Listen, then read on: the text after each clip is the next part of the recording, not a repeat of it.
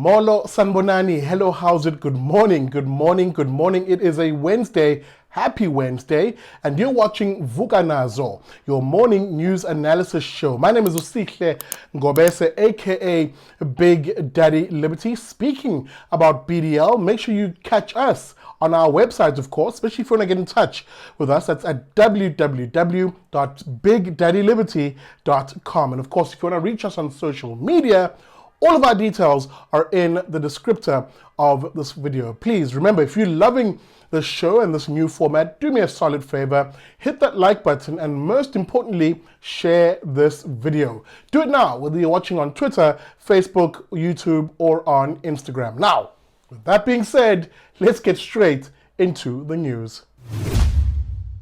Okay, we begin here this morning. As you'll remember, that horrific incident where 8 women were gang raped by allegedly Zama-Zama gangs. That's the illegal miners. Now, you'll know these illegal miners are not to be trifled with. These are heavily armed groups of men, highly organized syndicates who basically mine abandoned mine shafts illegally, obtaining gold, diamonds, whatever the case may be, to sell on a black market. Those individuals found themselves facing off with a multidisciplinary police unit, and of course supported by private security in Randfontein, where the police have effected 20 arrests in that part of the world in this sting, or rather in this major operation. Now, as I said, this particular operation was multidisciplinary in its approach, and these are some of the visuals we saw on social media ahead of what was going to be a rather hectic day of raiding some of these illegal mining sections.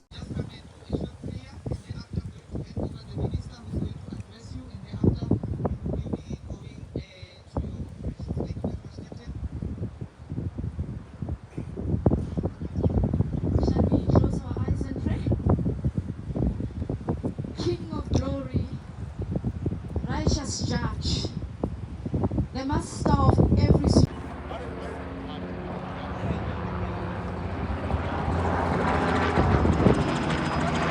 No, where's the cake? Where's the cake? This one had the rifle. This one had the rifle. This one had the pistol. Yeah, yeah, they. No, not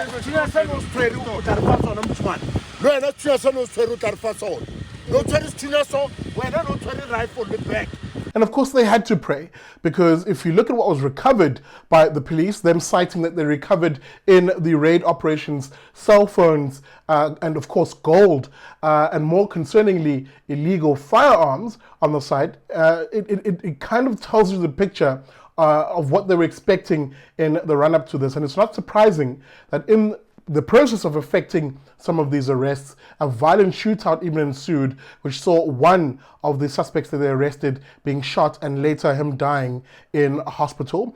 This is a very serious issue, these Zama-Zamas, these marauding gangs of illegal miners who terrorize mining communities and communities that used to be mining communities, across the country. I just want to read you a quick excerpt in this particular regard. The area is bad. This is according, of course, to the asshat Police Minister Ubheki. The area is bad, he says, is bad in Gauteng, Free State, Limpopo, Northwest, and Mpumalanga.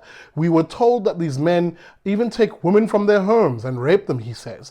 Our response must be equal to the criminality. We need to get out of our offices and be a part of our communities and show solidarity in response, in our response, which must be decisive. The minister also said that they're also investigating where these illegal miners are getting their firearms from, end of quote. Well, on that last particular question, you might want to look close to your police stations to see where these firearms are likely coming from. Because if history is anything to go by, Norwood Police Station, then I'm pretty sure that you'll find that some of the source, or you'll find rather collusion between dirty cops and these Zama gangsters. So that this is my last take on this. Whatever Begitele thinks he is going to gain out of this by way of political mileage should be null and zero, because real action is now needed, and real consistent action is needed. Not just these massive operations that respond more likely to public outrage. Real policing in this country should be visible, professional, efficient, and literally go after the scum of our society. All right, which brings me to my second story of the day. Ho! Will this one not shock you? Now, 5 people have been arrested in Mpumalanga after effectively they were seen loading stolen chrome. That's a precious metal in that part of the world. And they were busted by police officers who were on routine patrol there. And of course, the chrome itself was stolen from the state-owned enterprise, that's Transnet. Now, according to the report, the men were busted by police as they were carrying out routine patrols, as well as security guards from Transnet, when they were seen loading bags of chrome valued to about 60,000 Rand onto a bakkie. Here's the kicker. The bakkie was later identified as a police vehicle. You simply cannot make it up at this point. You literally have a situation in this country where you're fighting a war on 2 fronts. Of course, the war itself is the war against criminality and restoring, that is the war to restore law and order into a society like ours. But to fight this war, you're fighting a battle on 2 fronts, is the point I was trying to make. On the one hand, you're fighting the actual criminals, the hardened criminals who shoot and kill, pillage, plunder, rape, and steal with impunity. And of course, at times of law enforcement in this country, you're fighting against bad apples who give a bad name to the good police officers who clearly are trying to make a difference, like the cops here who effected this arrest. Kudos to them. But look at who they were arresting. One of their own using a police vehicle. He was actually using a police vehicle, allegedly, in order to commit this crime. Something has to give, and this is why I hold no quarter for a certain asshat of a police minister, Ubheki Cele. I have no sympathy for him insofar as he's doing very little to clean up the police force. Serious action needs to be taken in this regard, because there's 2 things, and those 2 things are really this. Criminals in this country have worked out that in order to make a quick buck, focus on stealing from state-owned enterprises where the officials there, of those who are rotten, are more than willing to collude and work with criminals in order to make a quick buck. And this story exemplifies that in the most shocking way.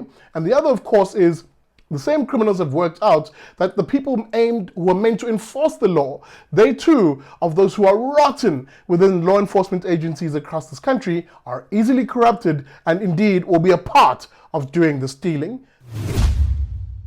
All right, which brings me to my final story, which ironically, one can draw a thread in all the stories I've raised this morning. A Western Cape man, 36 years of age, is now facing charges of theft, fraud, and of course, forgery and perjury, Now, this chap is an employee, and I'm assuming at this point, a former employee of the post office, I would hope. Let me read this quick excerpt on this particular issue. The man employed at the Bishop Lavis post office is accused of stealing around 200,000 Rand in SASSA funds. That's of course money that is meant for people with disabilities, the elderly, children, for example. It's welfare funds that he stole. The funds were due to be collected by a private security company and returned to the post office bank account. Now, this tells you just how depraved some people can be. Number one, this dingleberry was literally stealing, allegedly, from the poorest of the poor in our society. It comes back to the point I made earlier. These criminals look at the state as a quick and easy place to literally steal from and make a quick buck. The systems are so bad in government that there are these opportunistic individuals who have worked out that the state is an easy place to siphon off money at the expense of those of us in society who are worst off at times. They have no shame in stealing from the poorest of the poor. So that it comes back full circle. One of the things we need to do and be a loud voice about, have a loud voice about as South Africans, is shrinking the size, the influence and the power of the state, and shifting that influence, that power and those resources as much as possible into the hands of individuals and really families in society. There is no reason the state should be as big as it is, because when it is, it becomes a cumbersome bureaucracy where opportunistic criminals see that they can make a quick buck to steal from them. All right, folks, I'm going to wrap it up there for this episode of Vuka Nazo, an exhausting one when you just given how The criminal elites in this country clearly make a killing, whilst we in this poor economy are left to fend for ourselves. Isn't that just the moral of today's story? But anyway, let me know what you think in the comment section. Leave your comments, of course, whether you're watching this simulcast on any of your social media platforms. And of course, don't forget to share this video. If you want to find out how you can support Vuka Nazo every morning, you can do that by going to our website at www.bigdaddyliberty.com. With that being said, I'll see you tomorrow, good people, on another episode of Vuka Nazo.